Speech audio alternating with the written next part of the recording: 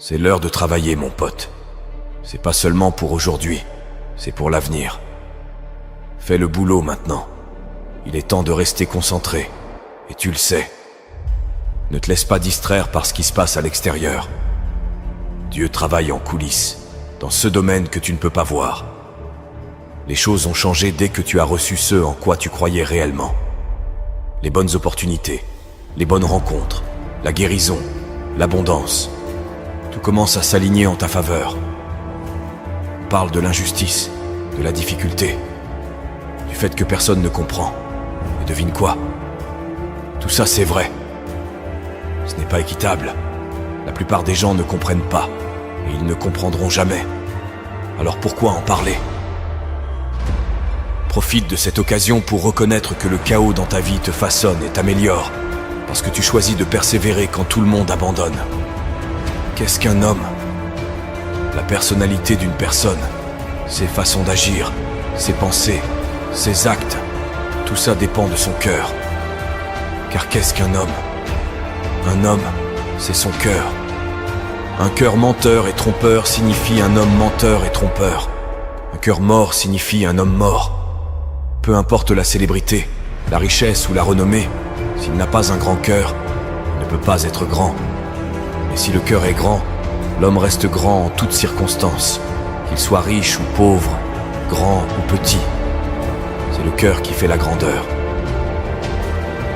Enseigner aux gens comment trouver ce généreux moment présent et se détendre réellement dans l'inconnu, se dissocier de leur corps, de leur environnement et du temps, le futur prévisible et le passé familier, ça les pousse, pour une raison quelconque, à se ressaisir. À mes yeux, cela revient à retirer toute ton attention de cette réalité tridimensionnelle. Et c'est là que la porte vers la création et le moment mystique commence vraiment à s'ouvrir pour les gens. C'est facile d'utiliser ton enfance comme une béquille au lieu de la voir comme un outil. Beaucoup de divorces se produisent, et les gens disent que leur famille est dysfonctionnelle, utilisant ça comme une excuse. Mais ce n'est pas une excuse valable, parce que la famille de tout le monde est d'une manière ou d'une autre dysfonctionnelle.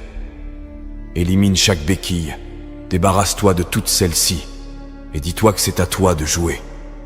Que vas-tu faire maintenant que tu as lâché tous ces fardeaux? Blâmer les autres est juste un moyen facile de s'en sortir. Dieu dépose des rêves dans ton cœur que tu ne peux pas accomplir seul. Tu n'as peut-être pas l'expérience, l'argent ou les connexions, mais Dieu les a. Tu es à une étape près de voir tes rêves se réaliser. On n'a pas le contrôle. Beaucoup d'entre nous n'ont pas le contrôle. Certains choisissent de rester à terre, mais ce sont ceux qui se relèvent constamment aussi vite qu'ils le peuvent, qui grandissent et qui réussissent dans la vie. Qui contrôle ta vie? Qui prend les décisions dans ta vie chaque jour?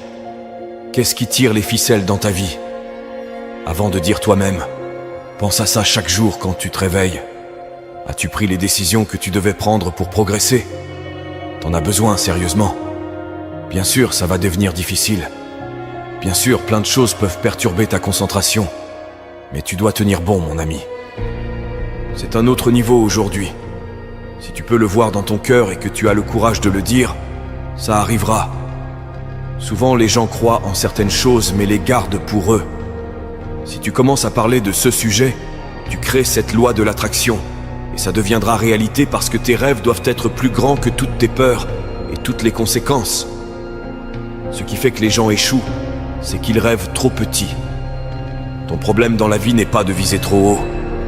C'est si tu vises trop bas et que tu échoues. Donc, quand tu vises la lune et que tu rates, tu es quand même parmi les étoiles.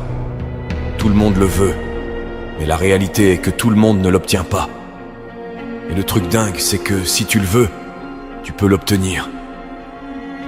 C'est pas comme si quelqu'un te bloquait, te mettait un fusil sur la tempe en te disant que tu ne peux pas l'avoir. C'est une question de volonté, de travail acharné, de sacrifice, de dévouement et d'engagement. Et je ne parle pas de l'engagement qui dit « Oui, je serai là ».